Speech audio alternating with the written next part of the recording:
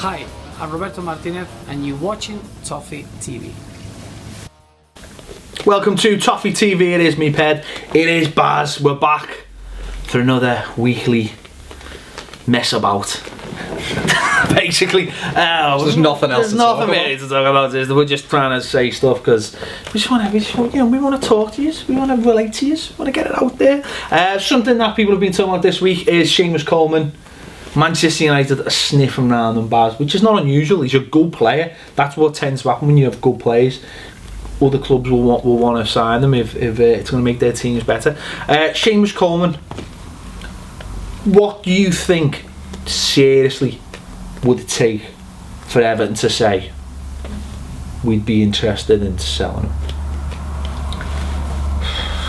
Depends how you judge things, doesn't it? I suppose you've got the likes of Klein going to Liverpool for 12.5 million, but then you look at Manchester United paid 30 million for Luke Shaw, who was, let's be honest, his pants.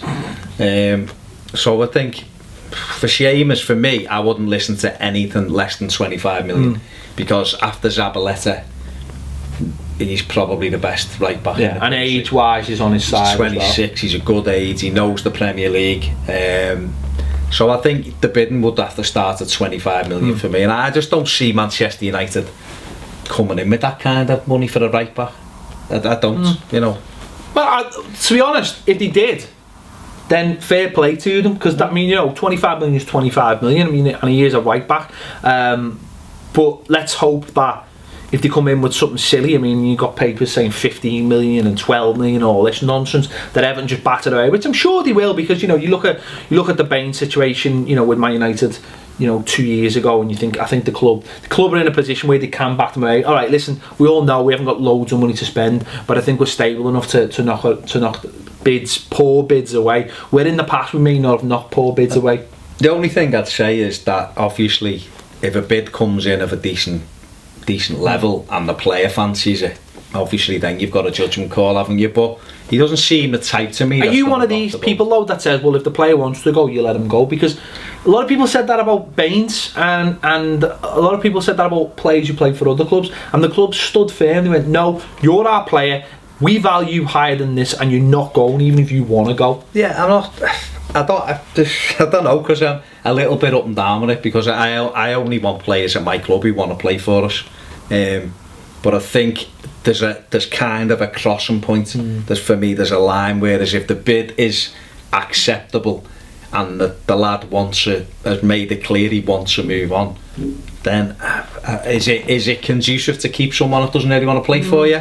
Why keep him and make him unhappy? I suppose it's about knowing what the attitude is of a player. As you just, Seamus doesn't seem that kind of player, like Leighton Baines didn't seem that kind of player. And let's just say, before you carry on, it is actually just all rumours. Well, yeah, it isn't it? I suppose it is and it isn't. Man United, I think, are very good at doing this kind of thing. I think they're very good at putting the feelers out and maybe trying to upset. They're unsettlers, yeah. They're unsettling people. I think that's been done before. What I would say about Coleman is, if something did happen and Everton accepted a bid, I'd like to think that they would do things a little bit like Liverpool are doing at the moment, going round and spending the money and making sure that it's a happy news story before it's a bad news story.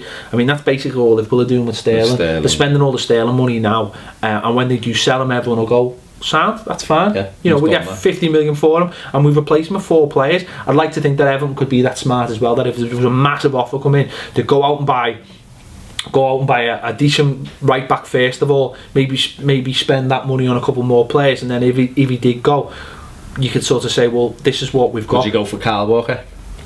No, I don't think so. No. I think there'd be a couple of more shrewder buys abroad. I think Southampton showed that last week when they went out and bought a new right back, knowing that they were going to sell their right back. So I think that's the way to do it. If you sell a player first and then you're scurrying around trying to find his replacement, everyone knows you get burned because everyone knows you're coming. I think you've got to do it the smart way. But hopefully it doesn't come to that, and hopefully we do keep Seamus Coleman, because not only is he a really good footballer, he's a really nice lad. He just seems like the kind of player you want at your club. And he seems to get better every year. He didn't have a great year last year, but I think I think for me, you can replace him defensively. I think there's a lot better right backs defensively than Seamus, but what you lose the other end. You don't see many right backs skipping up the touchline doing keep-ups and that kind of thing, and he just seems dead sound. Just seems dead sound. You'd have a pint with him, wouldn't you? He just seems dead sound, level-headed, and you know, that's all you want. And you know, the new Ant-Man knows who he is as well. Don't sell him. Please don't sell him. I love him. Right, moving on. Duncan Ferguson's getting a testimonial. What a man. Right there. Big Dunk, love the man. Testimonial against Villarreal. What do we think about that? Villarreal. Kalina is the other fella coming back as well. Kalina is the referee. Amazing. And we'll finally, if we beat them, we finally get given our Champions League 2nd of August, Goodison Park. Testimonial. Blues. I know you're watching here at the club. You know it makes sense. Bin a Rooney for the day and give that number 9 shirt to the man who truly deserves it. Get him on the pitch. We're playing Leeds the day before, so you know we're going to be a little bit stretched squad wise. We're probably going to need a centre forward that day. You know it makes sense. Get the big man on there. Get those copper Mondials laced up, and get the big man wearing his little white socks. Get the big man on the pitch. Jerry flying the crosses over. You know it makes sense. Oh, come on. Make a nearly a middle-aged man very, very happy. Make a middle-aged man happy. Do it. Get the big man scoring. I'm not being funny.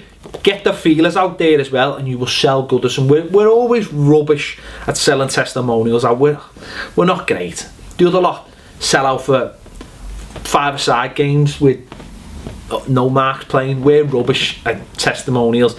Get the feelers out that the big man will be on the bench or may play the first 15. He will be. Don't say he will be. Get the club to get it out there. I don't know if he will. I'm just saying he's got to be. You've got to do it. You've got to do it. The other friendlies have been confirmed. We're going down to Swindon. That'll be our first friendly before we fly out to Singapore. That'll be a nice one. That nice little sort of way of remembering Andy King, who obviously managed Swindon, and much loved at Everton, much loved the Swindon. That'd be a nice little game to remember him, that one.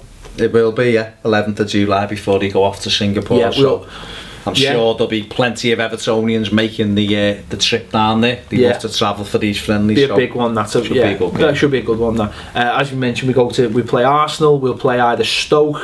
We play Stoke, and then we play either Arsenal or a Singapore 11. We come back and we play Dundee, we play Hearts, we play Leeds on the Saturday, we play Villarreal on the Sunday, and then the big